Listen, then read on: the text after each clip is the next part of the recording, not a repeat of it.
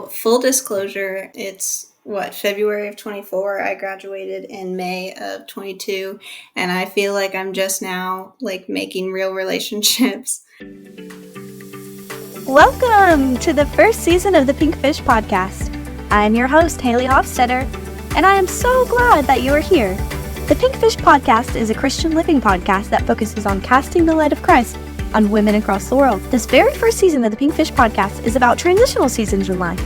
We will learn about how to lean on the Lord and seek Him as your constant, even when life isn't exactly what you're used to. So, let's swim right in.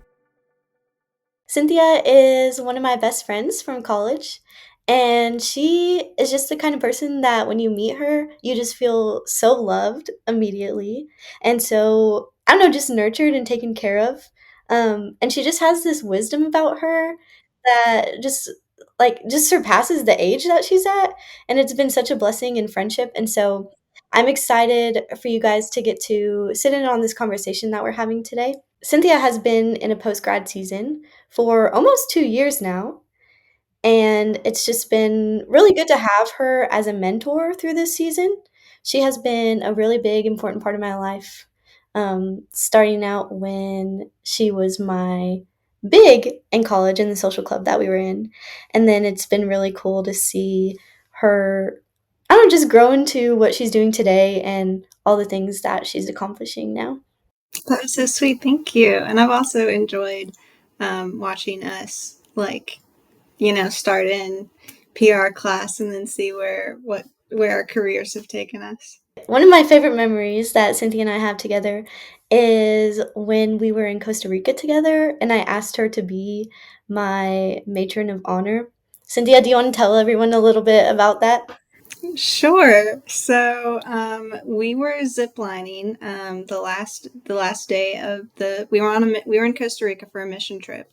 And the last full day of the mission trip, we decided to, kind of relax and enjoy the culture that we were all in. We were ziplining, and so one person obviously had to go at a time. And for whatever reason, I was in the front, so I was the first person to do the first zip line, and then another person would come after me, and then there was a group, probably about 11 of us. So I was the first one on the next platform, and I could see the previous platform from where I was standing, and it was Hailey and someone else. I don't remember who. Do you? It was Abby. Abby. They were talking. Yeah. And Hailey was getting on the zip line. And she got on before she got on, she said, "Hey, Cynthia." And I was like, "Hey." And then she got on the zip line and goes, as she's zipping to the next platform where I was, she's like, "Will you be my matron of honor?" And I yelled back at her and said, "Are you serious?" And when she got to my platform, she said, "Yeah, I guess I'm serious." And I was like, "Sure." And then you invited me to go wedding dress shopping with you, and then you officially asked me. And that's when I learned that a matron of honor is a married person who is in your bridal party. Because I technically had a matron of honor in my wedding, but I did not call her that. I did not know that was a thing until you asked me to be it. Because I wasn't married when you asked me, but you knew I would be by the time you got married. That's so fun. And I'm just so glad that you said yes because you literally ran my wedding. I don't know what would have happened if you were not there, but you had just had yours. And so you knew all the things that I needed and just all the things that everyone needed to do to make me feel comfortable and more at peace. So I'm really glad that you were able to do that. My matron of honor was a huge help to me. Again, I didn't know she was the matron of honor, but I've also heard from past brides that if you have someone in your wedding party who has been in a wedding before, it is usually a huge help. And I find that to be true. I'm glad you found that to be true. And so I took what I remembered being stressful about that day and just trying to, ease the stress of that, because it is a hectic, crazy day. So I'm glad that I was able to help you with that. Yes, I'm so glad too. So, as you listening know, this season we are talking about transitional periods of life. And so, as you can imagine, Cynthia today is going to be talking about post grad and just what it's like transitioning from college to living the working life and from not being married to being married. And so, I'm excited for you guys to get all of that insight today. But, Cynthia, to start us off, can you kind of tell us a little bit about your college experience and what that was like for you? Sure. Well, like Hailey mentioned, she was my little, and we always joked about how we were like living the same life because we had the same major, and our boyfriends at the time were also in the same major. And we just found little bits and pieces like that that were very similar during our time at Freed. Um, I loved college. I am a social butterfly. And when I got to college, I learned that being a social butterfly is very beneficial. So I got to make a ton of friends. I got to totally immerse myself into our social club, which was super fun. I learned a lot. I actually started off as an education major, and about 3 weeks into the semester, I realized that that is not what I want to do with the rest of my life. So through my job at the radio station and through talking to, this was before Hailey got there, but through talking to other people and through that job that I had, I learned that a public relations degree can really open a ton of doors for you. And I declared that major as a sophomore. So I had no idea what I was going to do. I had no idea what I wanted to do. I just knew it wasn't teaching. So again, through my job, I started taking public relations classes, and I was also a photography major because that's just a passion that I had in high school. And senior year, we were doing a job prep course. I forgot what it was called. Do you remember what it was called? Like the senior seminar, Um, where you had to like do like a yeah, mock senior interview. seminar. That's what it Senior was called. seminar. We were in that class, Yeah, and our yeah. professor, not together, but there were like 4 people in that class. Yeah, I bet In you're my class, there were four yeah. people. It was kind of sad, but Oh, wow. yeah. But when our first assignment was to go through the application and hiring process, and so we had to, go on Indeed and actually have a job, send it to our professor, and then she would call us for an interview, and we would go in and interview with her. And so as I was looking on Indeed, I knew that none of these were real, like, jobs that I was actually applying for, but I was like, you know what? None of this sounds interesting to me. I really don't want to do this, and I am a semester away from graduating. What am I going to do? And so I started researching more, Yeah. and I found that, like I said, public relations can open lots of doors. It's not just one little avenue, kind of like teaching is. So I took a marketing class, and now I am a full-time marketer, and I love it, and I love learning about it. And podcasts are something that I actually want to learn more about as a marketer. So I'm really glad you asked me to be on here. Oh, I'm so glad. And I'm really appreciating you sharing that because I think a lot of people end up in a situation where they go to college for 4 years and they study this very specific field, and then they graduate and they're like, oh crap, I actually do not want to do this for the rest of my life. And so it's encouraging to hear you say that that was the situation that you were in, and now you have a job that you love and a life that you love. And so I just think that's encouraging to people who may be discontent with the degree that they've chosen by the time they graduate. I had someone in high school tell me they went to school for accounting, and they were a curriculum planner for a local school. And I asked them, I said, how did you get into Oh, this with a degree in accounting? And they said, you know what? Like, as long as you have a degree, like, unless it's something really specific like teaching, that's just the example I go to because, we both married a teaching major. But yes. most of the time, if you just have a degree, like, that's what matters. It doesn't really matter what it's in. They just want to know that you can, complete 4 years of continued education, and that you have the skill set and the mindset to, finish something that you started. Yes, so true. I think another situation that a lot of people get into when they graduate college is they'll end up in a job that they don't really like at the beginning, but for some reason, either financially or they can't find something better at the time, they end up in a job that they just don't really like and they can't find something that they just love at that point. And I just think that's a really common thing that happens. And you were kind of in that situation for a little bit. So could you tell us some about that and the situation that you were in? Yes. So, my now husband, at the time fiance, got a job offer in February. And when he got in Huntsville, Alabama, and we had already decided that, like, if, like, we knew he was interviewing for it, we knew he was a candidate for teaching at this school. So before he had the final interview, we decided that, Huntsville is where we want to move to, like, we're okay with moving there. And then he got offered the teaching position in February. And so I started February of our senior year, by the way. And so I started applying like crazy. And, for those of you who are close to post grad, you'll probably run into this. Or for those of you who are in post grad, I've talked to a lot of people who run into, I'm applying and applying and applying, and just nothing's coming up. And that was the same case for me.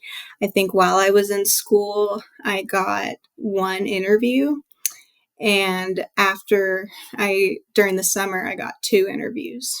So applying pretty much every weekday from February until June, I was applying, and three interviews out of that.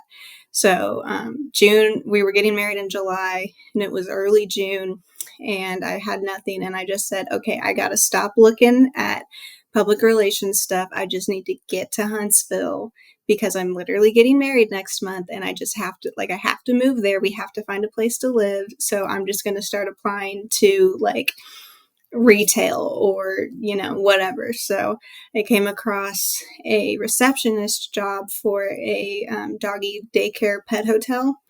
And I love dogs. I absolutely love them. So I was like, this is so cool. Like, I'll get to hang out with dogs all day and it'll be great. It was not. The hours were terrible. The staff there was, I don't want to throw this word around, but it was a very toxic work environment. I got yelled at. I got cussed out. I got ignored by upper management. I got put into situations I was not trained for, and it was miserable. And there were a lot of days where I would go on my lunch break and, like, cry and just, like, pray for something to come up. And I started that in late June, and in December, before December, it was really around Thanksgiving time, I was at my final straw. And my father-in-law actually came to me and he said, hey, I know that you want to go into marketing, and we just opened a spot for a marketer. And I understand if you don't want to take it, but I'm just going to let you know that we're having this position open. And if you want to apply to it, then you won't interview with me. You'll interview with, the other people in the company, just because nepotism and all that stuff. And I said, no, I really don't. Like, thank you, but I really don't. And I didn't really want to work for my father-in-law. But again, I had hit that last straw. And so I said, you know what, this is a really good opportunity, and I'm not being smart by taking this, career-wise. So I did interview with the two people who are in that company, and I got it around Christmas time. And during that last straw period was also when I lost my grandfather. So November was a really tough time for me. And so once I got that job offer, and was the time that all the funeral stuff was over and stuff was kind of winding down with that. So in December, mid-December, things really started to turn around, and I'm really happy with where I am now. That's so good. I'm so glad that you're in such a better place now. I'd love for you to speak to those who maybe they are in their first job right now, or maybe someone who knows someone who's in their first job right now and they're not really content with that and it's just a bad situation, but for some reason they're just there. What are some things that helped you during that time, or what are some things that others did that were helpful during that season? One thing that I know Adam said, my husband Adam said, pretty frequently, I would come home and I would vent, and he would say something along the lines of, "This sounds like the same thing you've been complaining about for the past month and a half." And I was like, "I know, but just letting me talk about it just makes me feel better." And I would always ask him when I was done, I said, "Is this a valid reason to be upset?" And he would say yes. So just having someone who will listen, I know it's a big thing. It's like, I don't want you to solve the problem. I just want you to listen. So we definitely learned through that. I also was I woke up pretty early because I had to be at work at 6:45 in the morning, which was another reason why I didn't like it. But I was going to bed at like 8 o'clock, and going from college sleep schedule to going to bed at 8 o'clock was definitely a weird adjustment. But I was just so mentally and physically burnt out by that job. So I would try to stay active. I would I found a park by where I worked. And so when the weather was nice, I would go to the park and walk around, and that would really help. And when I was having an especially bad day, I would sit by the pond in that park and pray and maybe sing some songs. And during November, when I said I lost my grandfather and everything, I would take my dogs on walks. I said dogs, one dog.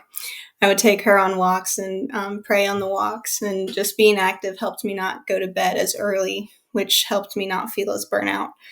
Um, and I love walking now. I try to do that every day. That's a hobby. You asked me a while ago about what are some hobbies you have, because you don't really have time for hobbies in college. So I love walking. And having a support system and just knowing that this isn't what you're stuck doing. um, there was one point where Adam told me, he was like, "You're so unhappy now, and I know you want your next job to be something that you have your degree in, but you're so unhappy you could go to Chick-fil-A, like you could go work at Kohl's." And I was like, "You know what? You're right." And I had to swallow my pride to go work for my father-in-law. So sometimes you just have to swallow your pride and get out of what is pulling you down so much. And that may be getting into another job you don't like, that's just a better work culture. I was on the brink of, just going to Chick-fil-A. Is that what I wanted to do? No. But I've heard from so many people that they do have, across the board, a very healthy, good work environment. And I just needed to get into a better work environment. So just remembering that it's not final, like you're not stuck there for however long you think you're going to be stuck there. It's not a career. So I feel like you just gave so many good pieces of advice just then. I really appreciated the way you talked about how even during your workday, like you were working at a secular job that you didn't really like, and that was physically and emotionally causing you harm, but you still were intentional about spending time with the Lord then, and intentional about praying and drawing close to Him. And I just love that. And I think that's something that I can definitely learn from and apply to my life more, is even when things are really hard, be intentional about being diligent to set time aside to do things that I enjoy or are life giving to me, like going on walks or praying. And then you talked about having to lower your pride and being willing to either work for your father in law or work at Chick-fil-A. And so I think that sometimes it can be really hard at the beginning of post grad, because there are some people who just graduate and they get their dream job. And you see people online posting pictures and they're living in these cool places because everyone's spread out and living in all different places. And you see people just living what seems like the perfect life and what you yourself wish that you could be doing.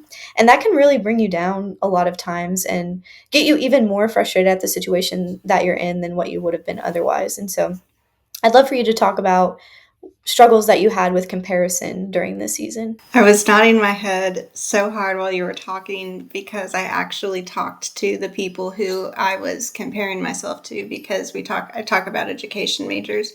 My husband was an education major. My roommate was an education major. A good majority of my friends were education majors, and they were all teaching. And even my friends who were outside of college were in their dream job. And they would talk about, like, they would just talk about how it's doing, and they would talk about their struggles because no job is perfect. But that's why I had to swallow my pride, is because if I want to get to my dream job, I'm going to have to take a job that I don't like. I'm going to have to, work for family, which is something that I didn't want to do. And that was the case for me. But I didn't, I don't feel like I did a very good job of not comparing myself. I'm not someone who compares themselves to people on social media usually, but I did see all the people who were living successful jobs, and I kept telling myself, like, their life isn't perfect, like their job has struggles, but like at least they're doing what they went to college for, and I want to do that. But they sacrificed, to get there. I know my roommate specifically, she was working on Ed TPA, and any education majors out there know what a big deal that is, and how hard it is. And her Ed TPA took her a month of all-nighters, and she had to sacrifice to get there. And she actually doesn't love the school that she's at right now, but she's still getting to do what she wants to do. And there's quotes out there that say, if you don't sacrifice for what you want becomes the sacrifice. And some people may have to sacrifice more than others, but everyone has to make some sort of sacrifice to get where they want to go. And it may take you longer to get there, but it doesn't mean that you failed. Another piece of comparison that I struggled with during postgrad was not only comparing myself to others, but also comparing myself to myself and the previous season that I was in when I was in college, and just the social opportunities I had and the friend that I got to be. And so I was wondering if that's something that you experienced as well at the beginning of postgrad. I knew this question was coming, and I was so excited about it because, like I said at the beginning of this, I am a very social person. For those of you who are familiar with the Enneagram, and I'm an Enneagram 7, so I hate, not having anything to do. I hate not talking to people, and I feel like I told Hailey this. I told so many people my senior year. I said, they were like, "Do you think you're going to miss college?" And I was like, I don't think I'm going to miss being at college. I think I'm going to miss the social aspect of college, because you wake up with your roommate, you go to class, you talk to the people who are in your class, you go to chapel, you talk to a million people at chapel, and then you go to lunch with those million people. And then you go to your next class, talk to some more people in the lobby of GC, and then you just go throughout your day. Maybe you get some alone time and you take a nap in your dorm, but you wake up, go to dinner, and after dinner, the world opens up of possibilities. You could go to a singing, you could go to a Devo, you could go just hang out with friends. If you already ate dinner, someone else hasn't eaten dinner, so you can go eat dinner with them. And then you have like candle lightings and girls' Devos and club meetings, and the list just goes on and on and on. And so I found that my hobby was hanging out with people. And that sounds really weird, but all my free time was consumed with, what can I do right now? I'm going to go hang out with XYZ. I'm going to go do this event. I'm going to go to this Chi Beta event because it sounds fun. And that's kind of what, it was school and Chi Beta. Chi Beta was our social club. And so when I got out of college, I was like, well, when I was in that toxic job, like I said, I would eat dinner and go to bed at 8 o'clock. So I didn't really have a lot of time for hobbies. But now, I'm trying to, I don't want to, work, dinner, TikTok, bed, like I need to fill my time with things. So I've just been trying to find things to fill my evening with, because my day in college looks a lot different than it did in college, because I'm sitting at a computer, doing work, and the day goes by. And then I have a whole evening to myself and my husband, my dog, and my cat. So I am trying to find a lot of hobbies to do, and I'm learning to be more creative. I'm learning to like what works for me and what works for him. And I like the way you worded that, comparing yourself to who you were before, because Um, I'm not, I can't be, college Cynthia. I'm adult Cynthia now, with different responsibilities and different roles. So it is a transition that was weird to get into, but I am learning. I'm finally starting to make friends at church. I think getting plugged into church is just so important, and we'll probably talk about that more later. I totally related to you saying that your hobby was hanging out with people. When I first moved to Nashville, there is a girl that I met through a book club I was doing. And she came over for dinner one night and she was being really sweet and she was trying to get to know me. And she was like, "So what do you like to do for fun?" And I just looked at her and I was like, "I like to hang out with people." And she was like, "What? Do you like to do art or is there a sport that you're interested in?" And I was like, I feel like this is so weird, but literally my hobby is hanging out with people. And Yeah. so I definitely went through a phase too of just having to learn what I enjoy and what do I like doing by myself and just being content being by myself and being able to have fun alone. So, yeah, I definitely related to that quite a bit. So, having hobbies is really important, but it is also important to make sure that you do make new friends and build a community in the new location that you're at. And so, how did you talked about meeting people at church and making friends there. What were some things that you did to intentionally build relationships with the people around you? So, full disclosure, it's February of 24. I graduated in May of 22, and I feel like I'm just now making real relationships.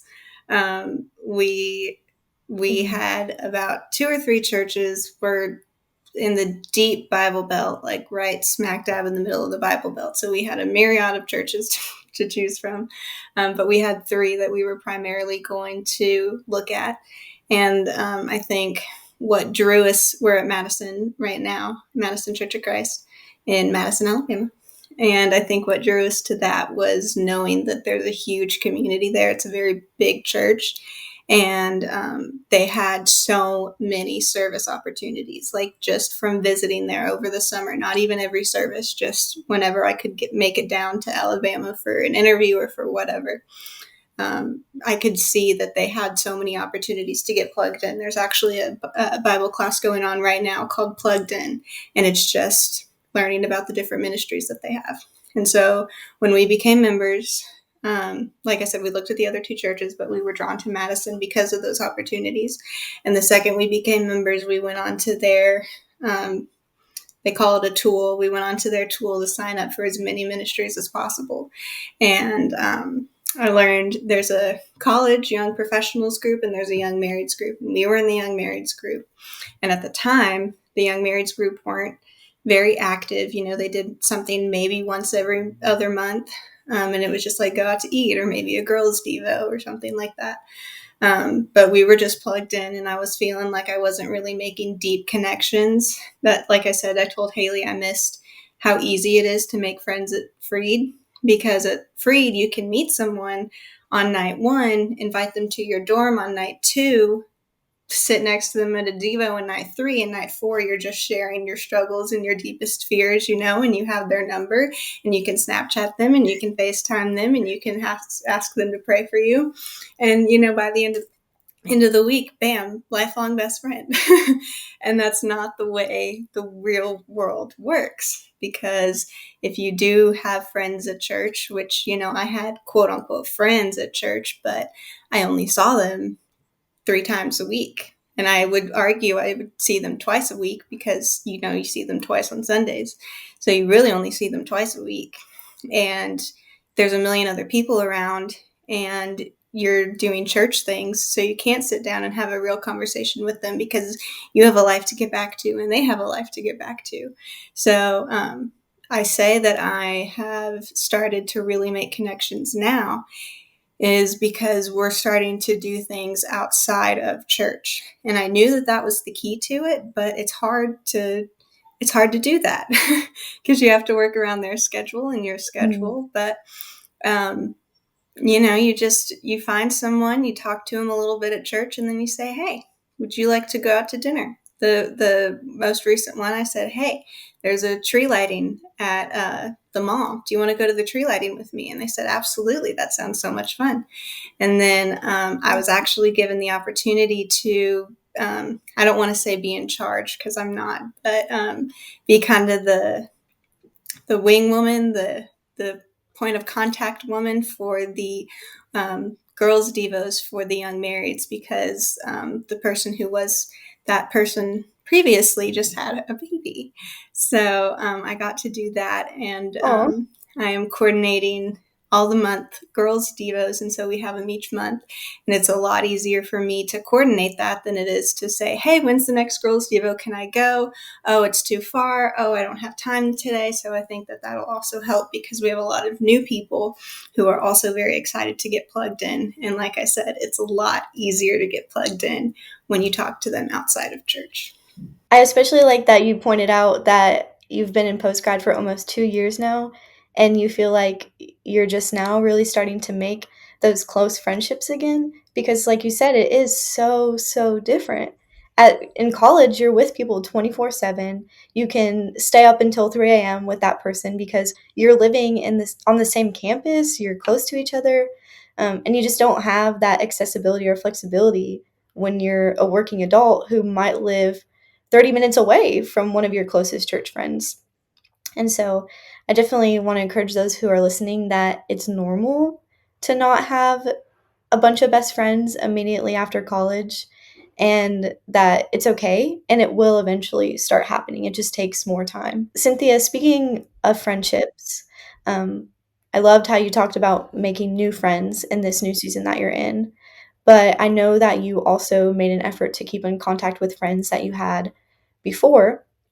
And so I'd love to hear a little bit about that, how you balanced having friends from previous seasons and keeping in touch with them, but also trying to get outside of your comfort zone and make new friends right where you're at. That's a really good question. And I did this senior year of high school, and I don't know if anybody else did, but I also did it senior year of college, where I was like, I enjoyed this person's company, but I really got close to them this year, and especially kind of the stuff that went down junior year for me with my friend group. And so in senior year, I was, trying to branch out to a new friend group. And so I did make a lot of new friends then, but I was going into those friendships knowing that I'm going to graduate and they're going to stay here and they're going to, enjoy Chi Beta as they should. They're going to enjoy living in the dorm, and I'm going to enjoy married life. And, we'll be Facebook friends, but we may have a Snapchat streak for a few days, but this person is not here for me. This is not a lifelong friend. And it's not a bad thing. It's not a sad thing, but I just kind of knew those people who I was very grateful for to have at the time. But I knew that their friendship was going to be a, hey, how are you? Good. How are you? I've missed you kind of friendship once I graduated. And it's not a bad thing. It's not like I don't have any ill will towards them, because again, I'm grateful for what we had. But there were also obviously people who I knew that I wanted to keep in contact with, because you can't keep in contact with everyone. Chi Beta had 174 people in it when I graduated. I think there were 187 people on the roster. And you can't keep in contact with 187 people. So I knew who were the real ones. I knew who would, come into post grad with me, if it's not this year, then next year, like you. And just I know this is cliche, but be intentional about talking to them. My roommate, we're both really bad at texting. So we don't text each other anymore. Every Monday night, we will FaceTime. And sometimes the time of that changes. It's always Monday night, but sometimes we can do it at 6 o'clock. Sometimes we can't do it until 8 o'clock, because, life's crazy. But just we make it an effort to every Monday night FaceTime each other. And I have another group of friends who the best way to contact them is through Snapchat. And it's hard because you can't communicate, one-on-one through Snapchat, but we'll send each other a video and say, hey, here's what my day looks like. What's your day look like? And then a few hours later, they'll respond with a video and say, hey, that sounds like such a fun day. Or, hey, I'll pray for you today. If you're having a stressful day, here's what my day looks like. And that's how we communicate. And if you're a bad texter, I don't text any of the people I just talked to. I text Hailey and Maddie. That's how I communicate with them. But there are other avenues to do that with and be intentional. If you're bored and you don't have a hobby yet, text somebody and say, hey, how you doing? How's it going? I have on my board here a scripture from Isaiah that Maddie texted me randomly. It was a few days after she had called me, and it was just completely out of the blue at like 3 p.m. on a Tuesday. And she sent me a scripture from Isaiah. It says, my covenant of peace shall not be removed. And I don't know what chapter or verse, but I think it could be from Psalms. I think it's from Isaiah, but it says, my covenant of peace shall not be removed. And I wrote that on my whiteboard. Because it makes me think, it obviously makes me, have a peaceful mindset, and it also makes me think of, hey, you could text Maddie. So sweet. I really love what you said about friendships that you're not carrying over, and you have to know the friends that you want to keep in contact with and the friends who you just really don't need to pour energy into those relationships anymore.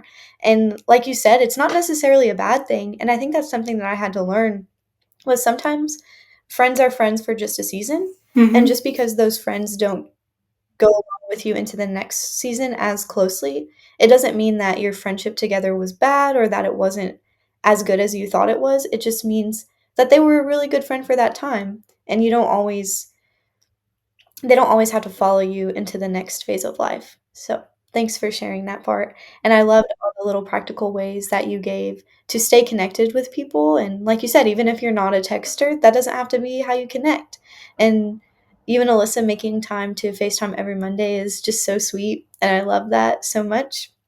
And your little Snapchat group, that's so fun too. And just your advice to just when you think of someone, just reach out. If it has been like 3 months since you've texted them, then that's fine. You can still text them and say, hey, what's up? But Yes. like I said, what happened, the friendship drama I had junior year. So I had lots of freshman friends. And again, that's not a bad thing at all, but I was a senior, they were a freshman. So I knew once I graduated, we would be going completely different life paths. And I still talk to them. I still, Snapchat of them. One of them still goes to my church, so I see her every time she comes home. But we're just going on different life paths, and so it's not that I don't want to pour energy into that friendship, but yeah, you can't. Sometimes it's just for a season, and that's okay. So throughout our conversation, you have mentioned Adam and how you guys got married at the beginning of post-grad. So I would love for you in the last little bit of our conversation to just talk about the combination of transitioning to post-grad and marriage at the same time. 2022 was definitely the biggest year of change in my life. I had always lived in Tennessee, and we went to college in Tennessee, and I was, for the first time in 22 years, crossing the border to Alabama, and that is not something I thought I would ever say. But, God has better plans for us than we do for ourselves, and I'm very happy here. But it was a crazy, crazy year. We mentioned Costa Rica. That was the first time I had ever been out of the country. That was in 2022. Then I graduated with no plans for what I was going to do other than get married in 2 months. But I graduated and went home and but continued to apply for jobs while finishing up wedding planning. And I was also in a wedding in early June. So, that friend who was my matron of honor, that was her wedding. And so that was also crazy. That was the first wedding I had ever been in. So that was the first time I was a bridesmaid. And then you also got married in 2022, right? So it was in 3 weddings. I went out of the country for the first time. And then we went on a cruise for the first time for our honeymoon, which took me out of the first cruise and then took me out of the country technically 3 more times. Just one more time because we just left America once, but we stopped at 3 different countries. And then moved to Alabama, like I said. I lived on my own for approximately 1 day. We couldn't find I hit the I've mentioned them twice, which I didn't think I would, but I hit the jackpot with in-laws. I have amazing in-laws, but they have a guest room, and I moved to Alabama once I got that receptionist job. And they lived right by it, like literally 3 minutes from where I worked. And I said, "Hey, we don't have an apartment yet. Do you mind if I just like stay at your house until we find an apartment?" Which ended up being about a month. So I basically lived in my in-laws' house. Adam was still there, but he had his room. He was doing his job, and I was leaving at 5 in the morning to do my job in the guest room. And so once we finally got the apartment, we took his mattress, so I couldn't live there yet because his mattress was still at his parents' house. So we had the apartment for about 2 weeks, and we were just periodically putting stuff in it. And then I went home one weekend and packed up the rest of my stuff because I just brought clothes and toiletries to my in-laws' house while I was living there for a month. And so in the beginning of July, I moved all my stuff there, and I was still living at my in-laws because we didn't have a mattress. And then 2 days before our wedding, my husband and his dad moved in his mattress, and he slept in the guest room, and I slept in our apartment. And then the next day was the rehearsal dinner, so all the bridal party spent the night with me that night. And then we went on a cruise, and we came home, and it was I told my mom when I got back from the honeymoon, she was like, "How does it feel? Like, you're finally married. Does it feel any different?" And I told her, I said, "No, it really doesn't feel any different, other than having to adjust sharing a bed." Because I lived with him. I don't want to say I lived with him, but like I lived with my in-laws, and he was there, and we also did quarantine together in that same house. And it was very, very similar to that. It's just we didn't say goodnight at the end of the night. We just, went to bed. And that was an adjustment, with sharing a bed with somebody. But yeah, it was a lot of change. And then, like I said, I got in November, I lost my grandfather, and I got a new job.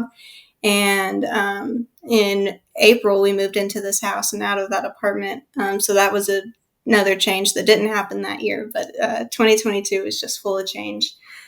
And it was kind of refreshing because I'm a person that, likes to keep moving, and I didn't want to stay in Tennessee. I wanted something new. And so it was exciting to have something new, but obviously an adjustment. And so I told myself at the end of 2022 on New Year's, I said, "Okay, 2023, we're going to sit down and we're going to smell the roses, and we're just going to take it easy, because last year was a whirlwind." And I did. So we'll see what 2024 holds. That's so sweet. I love hearing about your and Adam's relationship, and I've definitely always looked up to you guys, and I know that so many people at Freed Hardeman looked up to you guys too in your relationship. For you who are listening who didn't go to Freed Hardeman, Adam and Cynthia were like the couple there. Like, they were like the mom and dad of our social club. Like, everyone was so excited for them to be married. They had been dating for 4 years. You guys had dated for 4 years before being married, right? I mean, technically 3 if you're counting like from this date to this date, but we started dating freshman year, and we got married after senior year. So yeah. So everyone was just ready for you guys to be married and to see that happen. So I'm really happy for you guys, and I'm happy that things are going well, and that while you were having a hard time with work and other things that come with post-grad, that could be a really fun, life-giving thing for you. mm-hmm. And I loved having you and Xavier as like our other couple. Like I said, it was funny that we were in the same classes and working towards the same degree, and Adam and Xavier were also in the same classes working towards the same degree. And I had y'all over to my priv one time, and I was very stressed out that we were going to be late for church because the burgers took a lot longer than I thought they would, and I have not made burgers since because of how stressed out that made me.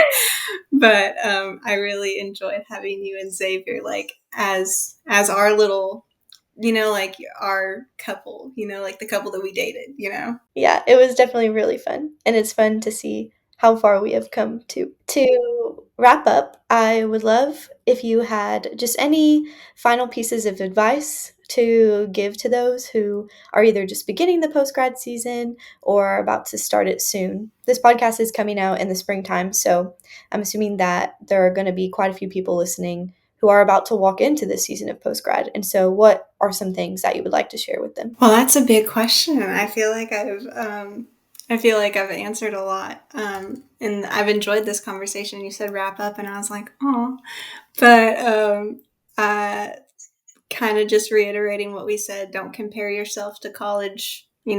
Insert your name here, because adult Hailey, compared herself to college Hailey, and those are not the same people. And adult Cynthia compared herself to college Cynthia, and those are not the same people.